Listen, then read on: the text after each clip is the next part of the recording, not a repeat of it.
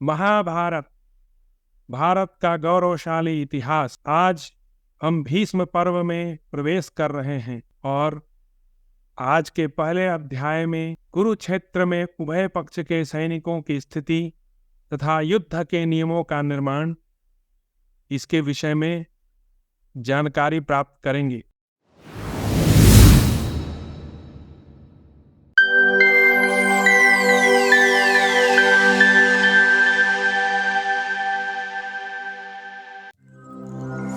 अंतर्यामी नारायण स्वरूप भगवान श्री कृष्ण, उनके नित्य सखा नरस्वरूप नरश्रेष्ठ अर्जुन, भगवती सरस्वती और उन लीलाओं का संकलन करने वाले महर्षि वेदव्यास को नमस्कार करके महाभारत का पाठ करना चाहिए। जन्मेजय ने पूछा, मुने, कौरव, पांडव और सोमक वीरों तथा नाना देशों से आए हुए अन्य महामना नरेशों ने वहां किस प्रकार युद्ध किया? तब वैशंपायन जी ने कहा, जन्मेजय, वीर कौरव, पांडव और सोमकों ने तपोभूमि कुरुक्षेत्र में जिस प्रकार युद्ध किया था उसे बताता हूं, सुनो। सोमकों सहित पांडव तथा कौरव दोनों महाबली थे। वे एक दूसरे को जीतने की आशा से कुरुक्षेत्र में उतरकर आमने सामने डटे हुए थे। वे सब के सब वेदाध्ययन से संपन्न और युद्ध का अभिनंदन करने वाले थे और संग्राम में विजय की आशा रखकर रणभूमि में बलपूर्वक एक दूसरे के सम्मुख खड़े थे। पांडवों के योद्धा लोग अपने अपने सैनिकों के सहित धृतराष्ट्र पुत्र की दुर्धर्ष सेना के सम्मुख जाकर पश्चिम भाग में पूर्वाभिमुख होकर ठहर गए थे। कुंती नंदन युधिष्ठिर ने समंत पंचक क्षेत्र से बाहर यथायोग्य सहस्रों शिविर बनवाए थे। समस्त पृथ्वी के सभी प्रदेश नवयुवकों से सूने होकर रहे थे। उनमें केवल बालक और वृद्ध ही शेष बच गए थे। सारी वसुधा घोड़े, हाथी, रथ और तरुण पुरुषों से हीन सी हो रही थी। नृपश्रेष्ठ सूर्यदेव जम्बूद्वीप के जितने भूमंडल को अपनी किरणों से तपाते हैं, उतनी दूर की सेनाएं वहां युद्ध के लिए आ गई थीं। वहां सभी वर्ण के लोग एक स्थान पर एकत्र थे। युद्ध भूमि का घेरा कई योजन लंबा था। उन सब लोगों ने वहां के अनेक प्रदेशों, नदियों, पर्वतों और वनों सबको सब ओर से घेर लिया था। नरश्रेष्ठ राजा युधिष्ठिर ने सेना और सवारियों सहित उन सब के लिए उत्तमोत्तम भोजन प्रस्तुत करने का आदेश दिया था। रात के समय युधिष्ठिर ने उन सब के सोने के लिए नाना प्रकार की शैयाओं का भी प्रबंध किया था। युद्ध काल उपस्थित होने पर कुरुनंदन युधिष्ठिर ने सभी सैनिकों के पहचान के लिए उन्हें भिन्न भिन्न प्रकार के संकेत और आभूषण दे दिए थे, जिससे यह जान पड़े कि यह पांडव पक्ष का सैनिक है। कुंती पुत्र अर्जुन के ध्वज का अग्रभाग देखकर महामना दुर्योधन ने समस्त भूपालों के साथ पांडव सेना के विरुद्ध अपनी सेना की व्यूहरचना की। उसके मस्तक पर श्वेत छत्र तना था। वह 1000 हाथियों के बीच में अपने भाइयों से घिरा हुआ शोभा पाता था। दुर्योधन को देखकर युद्ध का अभिनंदन करने वाले पांचाल सैनिक बहुत प्रसन्न हुए और प्रसन्नतापूर्वक बड़े बड़े शंखों तथा मधुर ध्वनि करने वाली भेरियों को बजाने लगे। तदनंतर अपनी सेना को हर्ष और उल्लास से भरी हुई देख समस्त पांडवों के मन में बड़ा हर्ष हुआ तथा पराक्रमी वसुदेव नंदन भगवान श्री कृष्ण भी संतुष्ट हुए। उस समय एक ही रथ पर बैठे हुए पुरुष सिंह श्री कृष्ण और अर्जुन आनंदमग्न होकर अपने दिव्य शंखों को बजाने लगे। पांचजन्य और देवदत्त दोनों शंखों की ध्वनि सुनकर शत्रु पक्ष के बहुत से सैनिक भय के मारे मलमूत्र करने लगे। जैसे गरजते हुए सिंह की आवाज सुनकर दूसरे वन्य पशु भयभीत हो जाते हैं, उसी प्रकार उन दोनों का शंखनाद सुनकर कौरव सेना का उत्साह शिथिल पड़ गया। वह खिन्न सी हो गई। धरती से धूल उड़कर आकाश में छा गई। कुछ भी सूझ नहीं पड़ता था। सेना की गर्द से सहसा आच्छादित हो जाने के कारण सूर्य अस्त हो गए से जान पड़ते थे। उस समय वहां मेघ सब दिशाओं में समस्त सैनिकों पर मांस और रक्त की वर्षा करने लगे। वह एक अद्भुत सी बात हुई। तदनंतर वहां नीचे से बालू तथा कंकड़ खींचकर सब ओर बिखेरने वाली बवंडर की सी वायु उठी, जिसने सैकड़ों हजारों सैनिकों को घायल कर दिया। राजेंद्र, कुरुक्षेत्र में युद्ध के लिए अत्यंत हर्षोल्लास से भरी हुई दोनों पक्ष की सेनाएं दो विक्षुब्ध महासागरों के समान एक दूसरे के सम्मुख खड़ी थी। दोनों सेनाओं का वह अद्भुत समागम प्रलय काल आने पर परस्पर मिलने वाले दो समुद्रों के समान जान पड़ता था। कौरव सेना द्वारा संग्रह करके वहां लाए हुए उस सैन्य समूह द्वारा सारी पृथ्वी नवयुवकों से सोनी सी हो गई थी। सर्वत्र केवल बालक और बूढ़े ही शेष रह गए थे। सारी वसुधा घोड़े, हाथी, रथ, तरुण पुरुषों से हीन सी थी। पर श्रेष्ठ, तत्पश्चात कौरव, पांडव तथा सोमकों ने परस्पर मिलकर युद्ध के संबंध में कुछ नियम बनाए, युद्ध धर्म की मर्यादा स्थापित की। ये नियम इस प्रकार हैं। चालू युद्ध के बंद होने पर सायक संध्या काल में हम सब लोगों में परस्पर प्रेम बना रहे। उस समय पुनः किसी का किसी के साथ शत्रुतापूर्ण अयोग्य बर्ताव नहीं होना चाहिए। जो वाद युद्ध में प्रवृत्त हो उनके साथ वाणी द्वारा ही युद्ध किया जाए। जो सेना से बाहर निकल गए हो उसका वध कदापि न किया जाए। भारत, रथी को रथी से ही युद्ध करना चाहिए। इसी प्रकार हाथी सवार के साथ हाथी सवार, घुड़सवार के साथ घुड़सवार तथा पैदल के साथ पैदल ही युद्ध करें। जिसमें जैसी योग्यता, इच्छा, उत्साह तथा बल हो उसके अनुसार ही विपक्षी को बताकर उसे सावधान करके ही उसके ऊपर प्रहार किया जाए। जो विश्वास करके असावधान हो रहा हो अथवा जो युद्ध से घबराया हुआ हो उस पर प्रहार करना उचित नहीं है। जो एक के साथ युद्ध में लगा हो, शरण में आया हो, पीठ दिखाकर भागा हो और जिसके अस्त्र शस्त्र और कवच कट गए हों, ऐसे मनुष्य को कदापि न मारा जाए। घोड़ों की सेवा के लिए नियुक्त हुए सुतों, बोझ ढोने वाले, शस्त्र पहुंचाने वालों तथा भेरी और शंख बजाने वालों पर कोई किसी प्रकार भी प्रहार न करे। इस प्रकार नियम बनाकर कौरव, पांडव तथा सोमक एक दूसरे को देखते हुए बड़े आश्चर्यचकित हुए।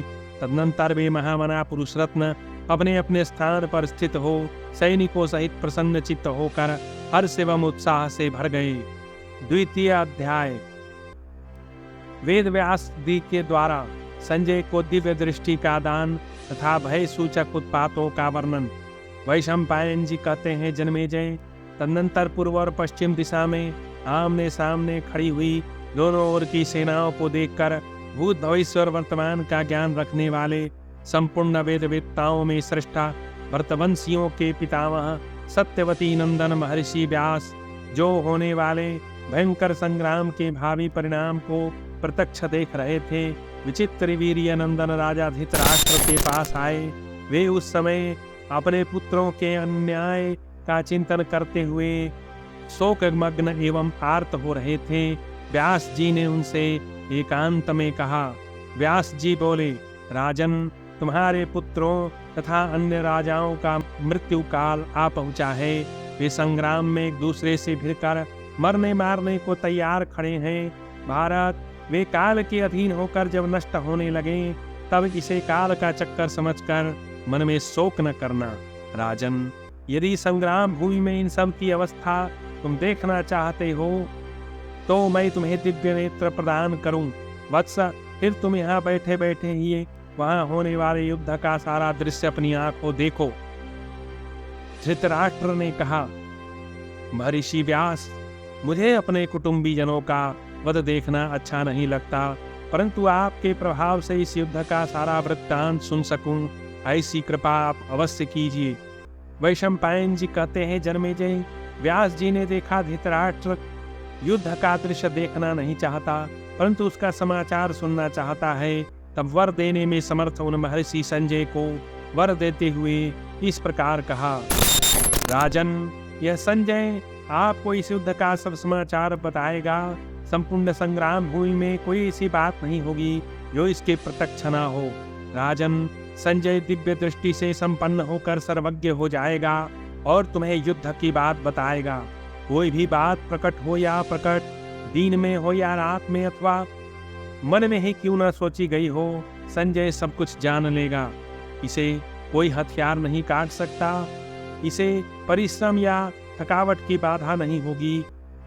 गोलग्नक का यह पुत्र संजय इस युद्ध से जीवित बच जाएगा। भरतश्रेष्ठ, मैं इन समस्त कौरवों और पांडवों की कीर्ति का तीनों लोकों में विस्तार करूंगा, तुम शोक न करो। श्रेष्ठ, यह दैव का विधान है, इसे कोई मेट नहीं सकता, अतः इसके लिए तुम्हें शोक नहीं करना चाहिए। जहाँ धर्म है उसी पक्ष की विजय होगी। यतो धर्मस्ततो जयः। वैशंपायन जी कहते हैं, जन्मेजय, ऐसा कहकर गुरुकुल के पितामह महाभाग व्यास मुनि पुनः धृतराष्ट्र से बोले, महाराज, इस युद्ध में महान नरसंहार होगा, क्योंकि मुझे इस समय ऐसे ही भयदायक अपशकुन दिखाई देते हैं। बाज, गीध, कौवे, कंक और बगुले वृक्षों के अग्रभाग पर आकर बैठते तथा अपना समूह एकत्र करते हैं। ये पक्षी अत्यंत आनंदित होकर बहुत निकट से आकर देखते हैं। इससे सूचित होता है कि मांस भक्षी पशु पक्षी आदि प्राणी हाथी और घोड़ों के मांस खाएंगे। भय की सूचना देने वाले कंक पक्षी कठोर स्वर में बोलते हुए सेना के बीच से होकर दक्षिण दिशा की ओर जाते हैं। भारत, मैं प्रातः और सायं दोनों संध्याओं के समय उदय और अस्त की वेला में सूर्यदेव को प्रतिदिन कबंधों से घिरा हुआ देखता हूँ। संध्या के समय सूर्यदेव को तिरंगे घेरों ने सब ओर से घेर रखा था। उनमें श्वेत और लाल रंग के घेरे दोनों किनारों पर थे और मध्य में काले रंग का घेरा दिखाई देता था। इन घेरों के साथ बिजलियां भी चमक रही थी।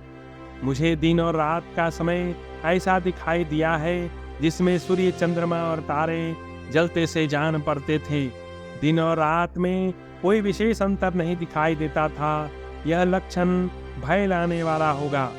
कार्तिक की पूर्णिमा को कमल के समान नीलवर्ण के आकाश में चंद्रमा प्रभावहीन होते कारण दृष्टिगोचर नहीं हो पाता था तथा उसकी कांति भी अग्नि के समान प्रतीत होती थी। इसका फल यह है कि परिक के समान मोटी बाहुओं वाले बहुत से सूरवीर नरेश तथा राजकुमार मारे जाकर पृथ्वी को आच्छादित करके रणभूमि में शयन करेंगे। सुअर और बिलाव दोनों आकाश में उछल उछल कर रात में लड़ती और भयानक गर्जना करते हैं। यह बात मुझे प्रतिदिन दिखाई देती है। देवताओं की मूर्तियां कांपती, हंसती, मुंह से खून उगलती, हिन्न होती और गिर पड़ती हैं। राजन, दुंदुभियां बिना बजाए बज उठती हैं और क्षत्रियों के बड़े बड़े रथ बिना जोते ही चल पड़ते हैं। कोयल, सतपत्र, नीलकंठ, भांस, चील, शूक, सारस तथा मयूर भयंकर बोली बोलते हैं। घोड़े की पीठ पर बैठे हुए सवार हाथों में ढाल तलवार लिए चित्कार कर रहे हैं। अरुणोदय के समय टिड्डियों के सैनिकों दल सब ओर से फैले दिखाई देते हैं। दोनों संध्याएं दिग्दाह से युक्त दिखाई देती है। भारत, बादल धूल और मांस की वर्षा करता है। राजन, जो अरुंधति तीनों लोकों में पतिव्रताओं की मुकुटमणि के रूप में प्रसिद्ध है, उन्होंने वशिष्ठ को अपने पीछे कर दिया है। महाराज, यह शनैश्चर नामक ग्रह रोहिणी को पीड़ा देता हुआ खड़ा है। चंद्रमा का चिन्ह मिट सा गया है। इसे सूचित होता है कि भविष्य में महान भय प्राप्त होगा। बिना बादल के ही आकाश में अत्यंत भयंकर गर्जना सुनाई देती है। रोते हुए वाहनों की आंखों से आंसुओं की बूंदें गिर रही हैं। तृतीय अध्याय, व्यास जी के द्वारा अमंगल सूचक उत्पातों तथा विजय सूचक लक्षणों का वर्णन। व्यास जी ने कहा, धृतराष्ट्र, गायों के गर्भ से गधे पैदा होते हैं, पुत्र माताओं के साथ रमण करते हैं। उनके वन के वृक्ष बिना ऋतु के फूल और फल प्रकट करते हैं। गर्भवती स्त्रियां पुत्र को जन्म देकर अपने गर्भ से भयंकर जीव पैदा करती हैं। मांस भक्षी पशु भी पक्षियों के साथ परस्पर मिलकर एक ही जगह आहार ग्रहण करते हैं। 3 सींग, 4 नेत्र, 5 पैर, 2 मूतेंद्रिय, 2 मस्तक, 2 पूंछ और अनेक दाढ़ों वाले अमंगल मैं पशु जन्म लेते तथा मुंह फैलाकर अमंगल सूचक वाणी बोलते हैं। गरुड़ पक्षी के मस्तक पर शिखा और सिंह है। उनके 3 पैर, 4 दाढ़ें दिखाई देती हैं। इसी प्रकार अन्य जीव भी देखे जाते हैं। वेदवादी ब्राह्मणों की स्त्रियां तुम्हारे नगर में गरुड़ और मोर पैदा करती है। भूपाल, घोड़ी गाय के बछड़े को जन्म देती है। कुतिया के पेट से सियार पैदा होता है। हाथी कुत्तों को जन्म देते हैं। तोते भी अशुभ सूचक बोली बोलने लगते हैं। कुछ स्त्रियां एक ही साथ 4-4 या 5-5 कन्याएं पैदा करती हैं।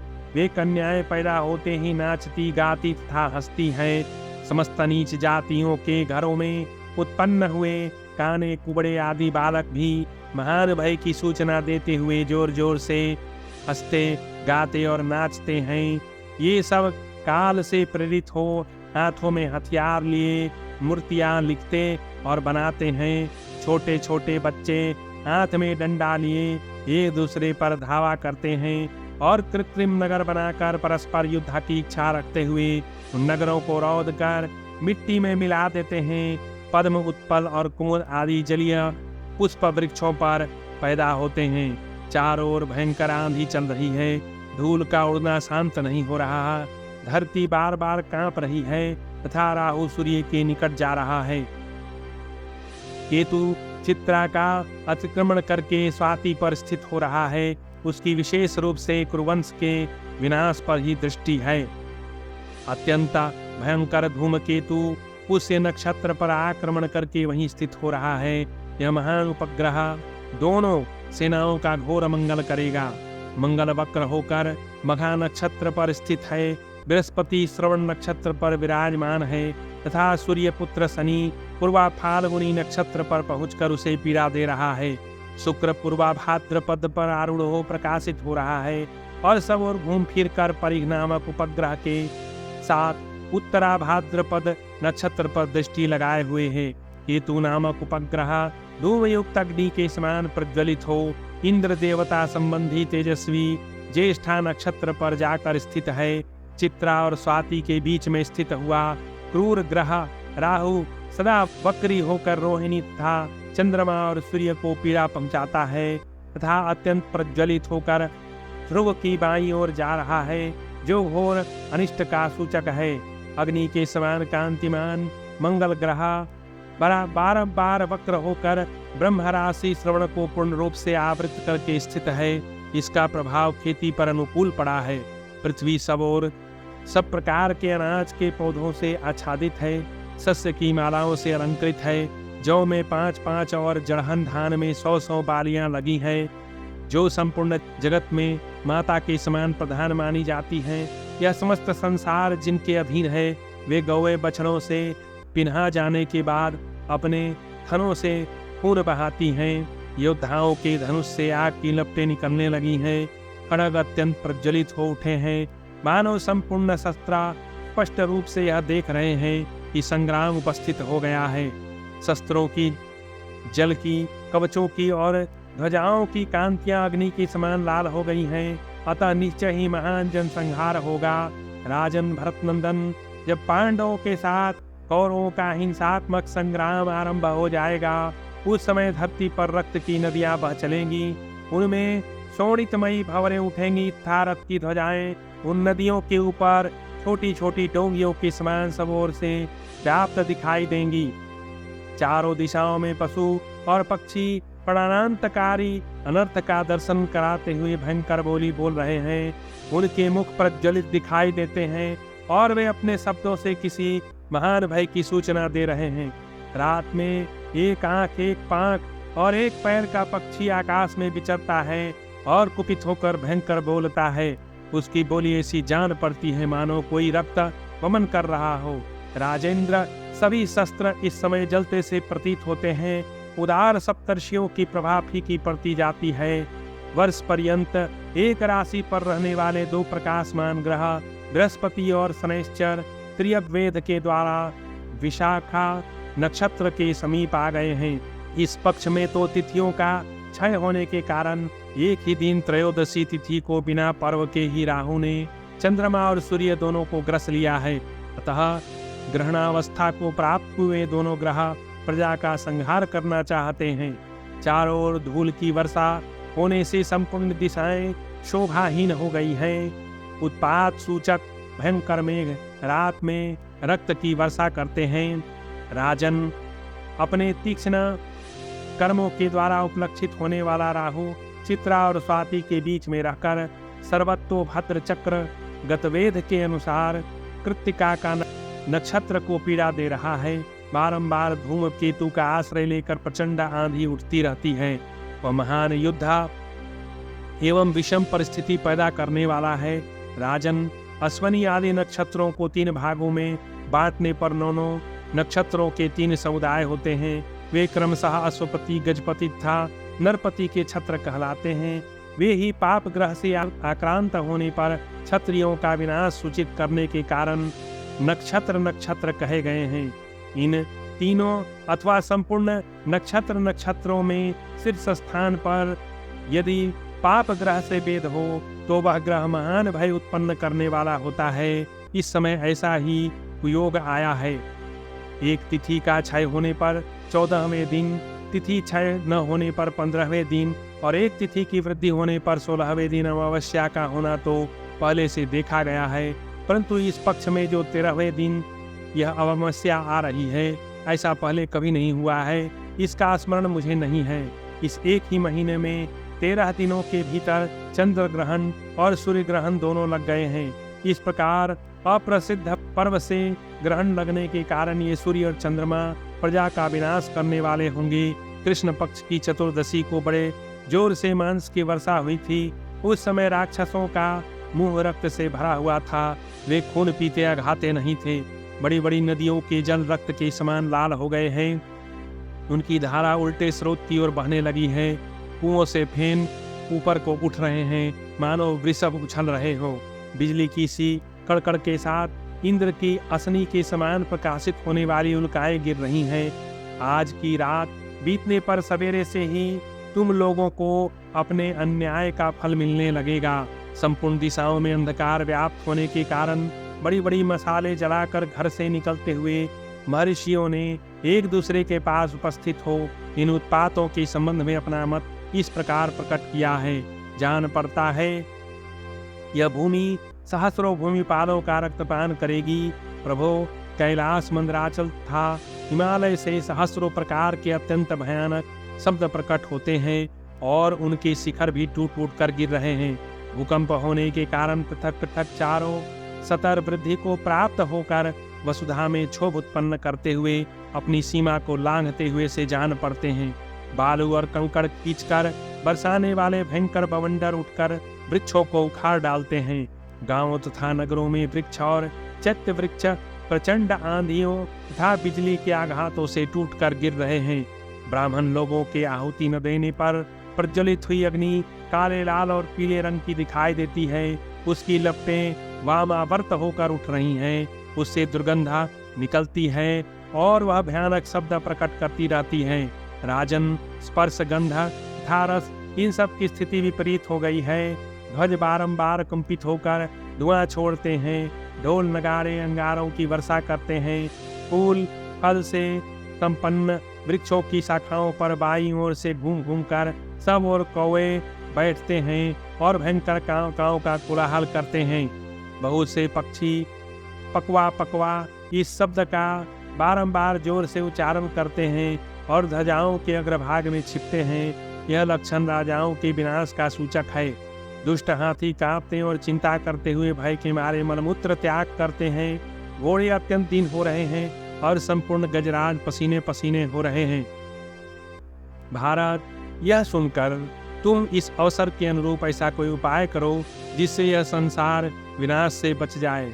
वैशंपायन जी कहते हैं, जन्मेजय, अपने पिता व्यास जी का वचन सुनकर धृतराष्ट्र ने कहा, महर्षि व्यास, मैं तो इसे पूर्व निश्चित दैव का विधान मानता हूँ, अतः यह जनसंहार होगा ही।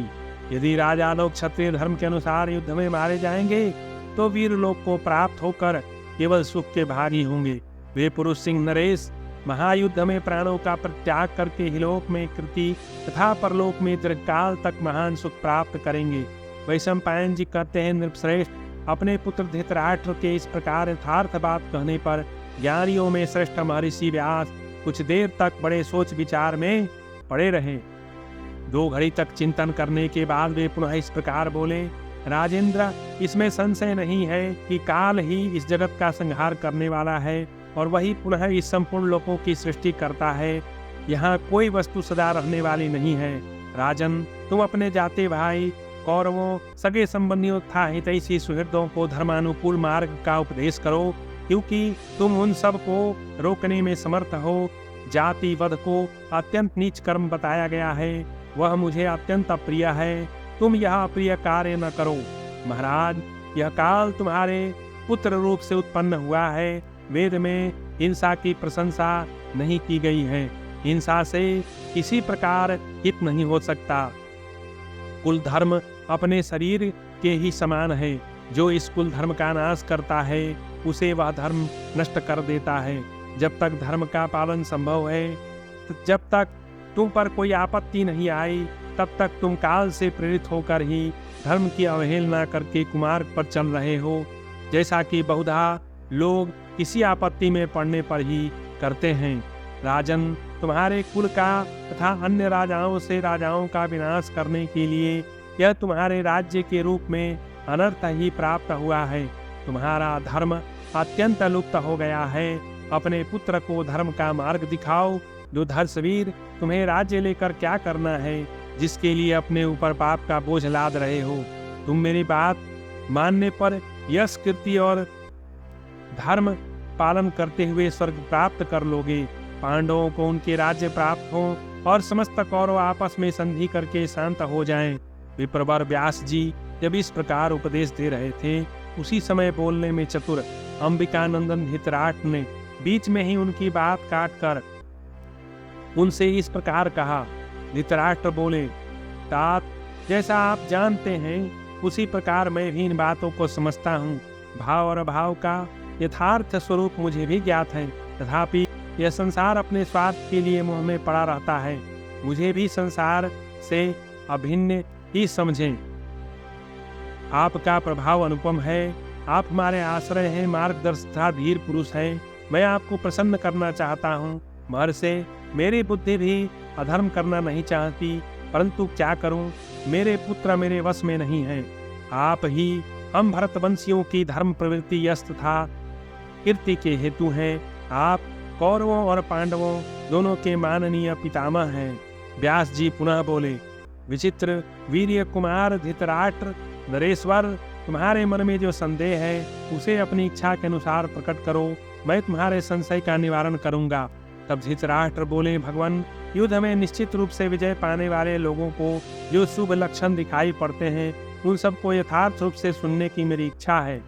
व्यास जी ने कहा, अग्नि की प्रभा निर्मल हो, उसकी ललाटे ऊपर की ओर दक्षिणावर्त होकर उठे और धुआं बिल्कुल न रहे। साथ ही अग्नि में जो आहुतियां डाली जाएं, उनकी पवित्र सुगंध वायु में मिलकर सर्वत्र व्याप्त होता रहे। यह भावी विजय का सूचक बताया गया है। जिस पक्ष में शंखों और मृदंगों की गंभीर आवाज से बड़े जोर जोर हो रही हो, तथा जिन्हें सूर्य और चंद्रमा की किरणें विशुद्ध प्रतीत होती हों, उनके लिए भावी विजय का शुभ लक्षण बताया गया है। जिनके प्रस्थित होने पर अथवा प्रस्थान के लिए उद्यत होने पर कौवों की मीठी आवाज फैलती है, उनकी विजय सूचित करती है। राजन, जो कौवे पीछे बोलते हैं, वे मानव सिद्धि की सूचना देते हुए शीघ्रता पूर्वक आगे बढ़ने के लिए प्रेरित करते हैं। जो सामने बोलते हैं, वे मानो युद्ध जाने से रोकते हैं। जहाँ शुभ एवं कल्याणमयी बोली बोलने वाले राजहंस, सुख, क्रौच तथा सतपत्र आदि पक्षी सैनिकों की प्रदक्षिणा करते हैं, उस पक्ष की युद्ध में निश्चित रूप से विजय होती है। यह ब्राह्मणों का कथन है। अलंकार, कवच, ध्वजा, पताका, सुखपूर्वक किए जाने वाले सिंहनाद अथवा घोड़ों के हिनहिनाने की आवाज से जिनकी सेना अत्यंत शोभायान होती है, तथा शत्रुओं को जिनकी सेना की ओर देखना भी कठिन जान पड़ता है, वे अवश्य अपने विपक्षियों पर विजय पाते हैं। भारत देश पक्ष के योद्धाओं की बातें हर्ष और उत्साह से परिपूर्ण होती हैं।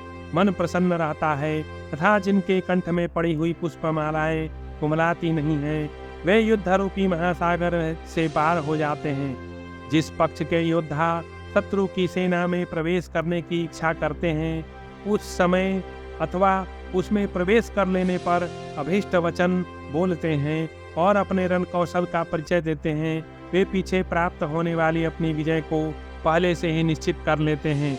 इसके विपरीत जिन्हें शत्रु सेना में प्रवेश करते समय सामने से निषेध सूचक वचन सुनने को मिलते हैं, उनकी पराजय होती है। जिनके शब्द रूप रस गंध स्पर्श आदि निर्विकार एवं शुद्ध होते हैं तथा जिन योद्धाओं के हृदय में सदा हर्ष और उत्साह बना रहता है, उनके विजयी होने का शुभ लक्षण है।